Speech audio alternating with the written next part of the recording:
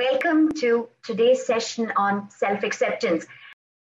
So what is self-acceptance? What is it about? It's about accepting yourself and all your personality traits exactly as they are. Now, I'm not saying that all of us are perfect. None of us are perfect. As far as human beings are concerned, we are far from perfect. But what can we do about it? I think that's a question we need to ask ourselves. Are we conscious of our strengths as much as our shortcomings? Now, if we are, we need to be consciously working on them. And that is what self-acceptance is about. Self-acceptance is not about thinking that we are perfect and this is the way we are. No, it's not about that. It's about accepting ourselves. That includes our physical and mental attributes, the positive and negative qualities as well. And it's about being consciously continuously working on our shortcomings and areas of improvement. So how does it help?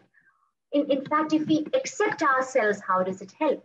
The first, I would say the first step in understanding that we are accepting ourselves better is we become more resilient to criticism. Number two, we recognize our value. Now, I'm sure every one of us who's part of this session, at some point or the other, we might have doubted our value. Are we actually contributing to anything at all? Well, I think this is the moment for us to realize that each of us definitely have the value and we are contributing in our own very special way. Number three, it helps us review our goals and progress on them. To what extent, how far have we reached our goals? How much longer do we need to achieve our goals? And number four, it's having the awareness of our limitation in the path of personal growth. So how far reflective are we? It's also a sign of emotional intelligence and helps us build our habits more positively by deleting those undesirable habits and working on our positive ones. How does self-acceptance help us in our personal and professional journey? Self-acceptance can help reduce anxiety, stress, or anger. I think a lot of the anxiety, and I have a feeling that probably Shashi and I'm sure some of you would agree, is we try so hard to be like someone else.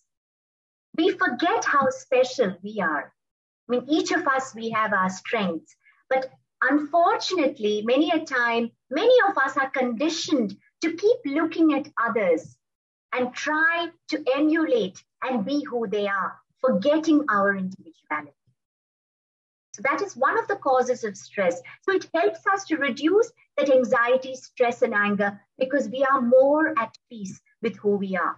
Because we know who we are, we admit our shortcomings. We also admit the fact that we are happy to have our strengths as well. And if you do have a problem regarding self-acceptance, it will limit our capacity for happiness. And why? For the simple reason, if you want to be like someone else and you're not them, how can we be happy? So that is something that I'd like you all to think about, exactly what level or state of happiness you're in. And the third one is it affects our psychological and emotional well-being as well.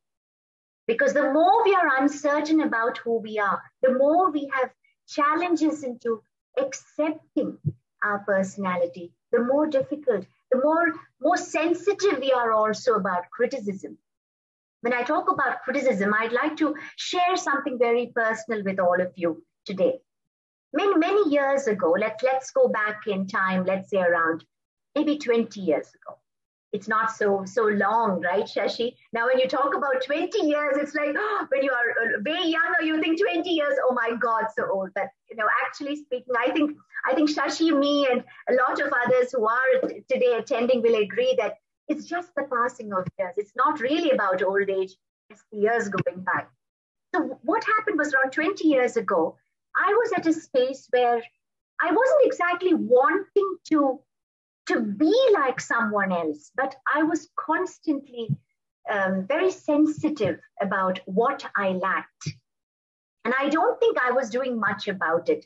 Or maybe I was working so hard to do things which I was appreciating in others that I forgot about who I was. So it created a lot of anxiety in me. It created a lot of stress in me. And I found out that I was just creating unhappiness for myself and for others as well. It really wasn't helping anybody.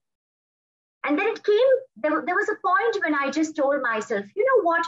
I think I need to start developing myself and get into a space where I know I'm making progress, at the same time have a group of wonderful well-wishers and supporters around me, reach out to people, help people more, and my entire life transformed. So I think self-acceptance is critical to our lives, because the more we are able to accept ourselves, the better space we are in, both in our personal as well as our professional life. The next one is the lack of we were talking about the lack of self-acceptance. It also can help us keep the focus on negative aspects of ourselves, which in turn creates negative thoughts leading to negative emotions. In fact, I personally believe that feelings like jealousy or hatred, all those feelings are nurtured in our mind. Self-acceptance can also boost our mood and shield us from, as I mentioned earlier, from the effects of stress and depression. Because first of all, when you are no longer looking outside and comparing, you might want to learn from others. For example, I would love to have Elizabeth's serenity when she's smiling. Now that is something I might admire and wish to also cultivate in myself. And from Shashi, the composure of being at peace all the time. Every time I meet her, she has this beautiful composure. So I might like to learn that from. It is different when you talk about learning. It is different when you say, I want to be like that person. So you need to pick up the traits so that we are able to improve here. So when the more we are able to improve and focus on our improvement, the less we are going to be anxious, because we are no longer competing with the world around us. We are competing with ourselves so that we can become a better and more positive version of ourselves. Now, self-acceptance also helps us to be more compassionate with ourselves, more kinder to ourselves. We become more forgiving. Just like we are willing to forgive others, we are also able to forgive the mistakes that we make. After all, we are human too. And I think I'd like to mention here that forgiveness and acceptance go hand in hand. I think a lot of people who have issues about accepting who they are also has issues when it comes to forgiving others and forgiving themselves too. I'm not sure how many of you agree with that, but from my brief observations or over the years, some of the observations have led me to believing that this is the case. Self-acceptance also enables ourselves to be authentic, transform self-judgment and self-criticism into self-acceptance. Instead of criticizing ourselves, give ourselves words of encouragement so that we choose our words with far more care. I think that's so very critical. So I completely agree with what Vaishnavi said. Sometimes words can really hurt, even if we don't wish to hurt. So we need to be more careful, and that includes what we tell ourselves and also taking the risk. How do we take a risk? It's also through acceptance. When we look at an opportunity and when we look at unfamiliar things or directions that we can take so that there is better opportunity. The risk is high, but the better opportunity for us, we need to consider that and practice unconditional acceptance of others as well. Just like Elizabeth had mentioned that she's got a colleague who has got pink hair and who's beautiful. Yes, why don't we see more beauty in others? And setting up realistic goals, finding support in daily life, reach out to people more so that we get to know more people and we are able to help people as well. I'd also love to mention these books, which I have seen on Amazon, which is available currently: The Strength of Self-Acceptance, Theory, Practice, and Research by Michael E. Bernard. I'll repeat it: The Strength of Self-Acceptance, Theory, Practice, and Research, Michael E. Bernard. And the second book is The Gifts of Imperfection. Let go of who you think you are supposed to be and embrace who you are, by Brené Brown.